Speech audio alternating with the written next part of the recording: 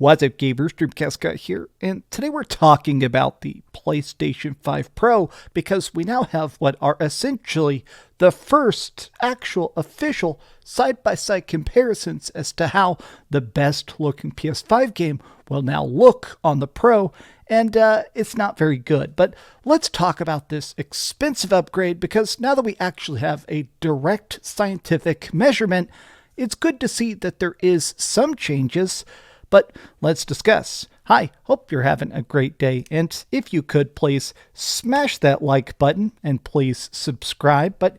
So this is Digital Foundry. Obviously, they are the king of counting pixels and doing analysis. And today they dropped a gigantic deep dive specifically about FF7 Rebirth. Now, we're going to go through their specially designed tools because they actually made all sorts of cool side-by-side stuff. We're going to zoom in on that. But keep in mind, this is truly the pinnacle of budget. And what I mean by that is that Sony worked together with Square Enix to make the most over-budget, ridiculously bloated, incredibly fun experience. If you haven't played it, Rebirth not only looks good and plays good, it's got a million mini-games, it's got a ton of stuff in it that completely blows your mind, but this side-by-side comparison, it's one of those things that I feel like people are immediately kind of confused about because even if you actually zoom in on it, this is at best slightly better resolution, and this is the best example of it. I follow a lot of the Digital Foundry guys on Twitter because honestly, I think these guys, their analysis is so interesting, whether it is examining frames and frame drops and comparisons to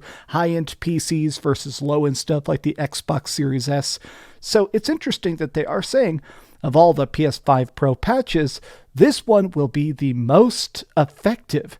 This case is an odd one too because I have no idea why Square Enix decided to do no image upscaling on the OG PS5 version, meaning that not only does the Pro version look better, but in fact, technically, this looks better than even the best possible look that the original PS5 had. But let's actually take a look at the tool. So this is actually a really cool thing. So what I can do here is I can overlay images so we can actually click specific pictures and see how they look side by side. But I want to actually do this specifically where we can check out how they all look. This is PlayStation 5 on performance mode, which is 60 FPS. There's graphics mode, which is 30 FPS. And then this, which is the PS5 Pro, which is the full resolution. It's the full upscaling. It's everything. And additionally, it is a rock solid 60 FPS. At least that's the theory, right? Now, as soon as you look at it on a big screen, you can tell the original version of this especially looked pretty bad at times. I say this respectfully. Rebirth is one of my favorite games of the year, but I play everything on 60 FPS. In fact, now Sony has released numbers. 3/4 of players were playing on performance mode, which means that most people saw the open world being extremely blurry. Even this zoomed out, but as we actually zoom in on it, wow. So the PS5 Pro version is better than even graphics mode naturally, which is wild. I can also click specific pictures and zoom in on it. Wow. I mean, the Pro version is definitely an improvement. I mean, undeniably, especially here where you can tell. Let's zoom in there. Wow. So yeah, it's a tiny step up. I mean, I'm wondering though, it does seem mostly like a resolution boost. God, man, wow. That is super bad.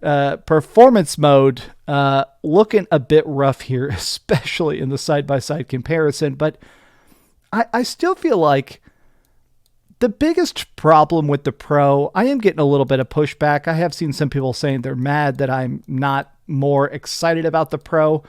My thing is the fact that anytime you have to zoom in with a microscope to see the improvements of a $700 console, that feels a little bit like a misfire, to be a failure. Like if this is so expensive to get slightly better looking grass, in some parts of this, it seems like it's about a 5% improvement. But let's take a look at a face, right? All right, so this is Red 13, one of the great characters of FF7.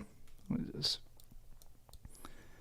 Yeah, I mean, undeniably, he does look better. Here he's slightly blurry. Here you can see most of his fur. Here you can see a lot of individual strands. You can see more of the interestingness of his eye tattoo. Or is that supposed to be an eye scar? So this is his tattoo. This is a scar. It looks better. I almost feel like the more we see of this, even when it's looking incredibly good, like, let's zoom in on that. Like, I guess the weirdest part of the Pro is that it is such a tiny upgrade. You know, this is the best example of the power of the PlayStation 5 Pro, which is said directly by the people at Digital Foundry.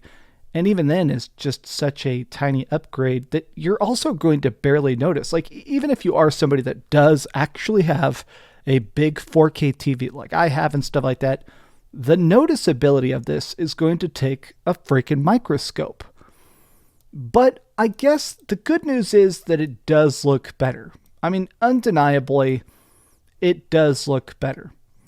I've heard this term of maximalist. I only heard this recently and I liked it, but there are people that are minimalists, that if they go to the gym, they do the quickest workout, they get in, they get out, they never gain any new muscle, they plateau in strength, whereas the maximalist is eating the right calories, is getting their protein, is training to failure, stuff like that. I feel like this is a maximalist mindset upgrade, which is that it is specifically for people that are looking for the most ridiculously good graphics, even if it is very, very prohibitively expensive. God, I think this looks so good, but the game already looked good. I wanted to take a look. They also have this other tool here, launch comparison tool. I don't really get it. You know, I feel like I am the target demographic. I play a lot on PlayStation. I buy every PlayStation exclusive. I review every PlayStation exclusive.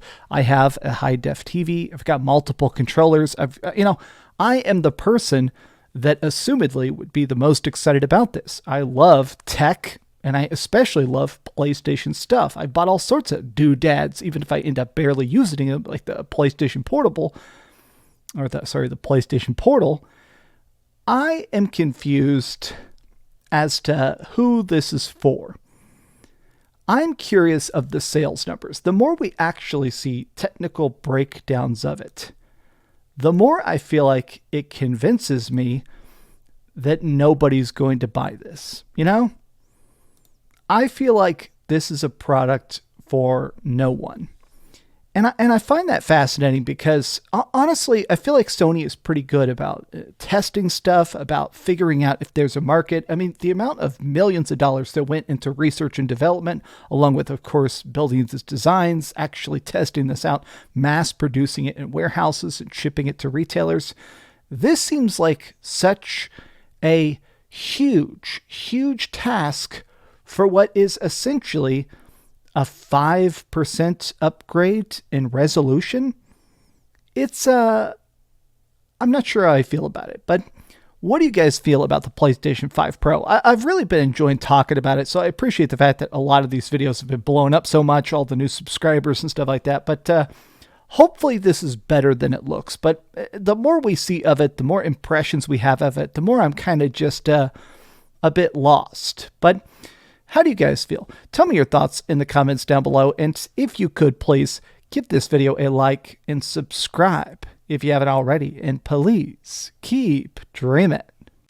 Thanks so much for watching that video. If you want to see something else, you can always click this link to see what I put up last, or, subscribe and see what's coming up next. Also, I promise that whatever I do, it'll try not to suck.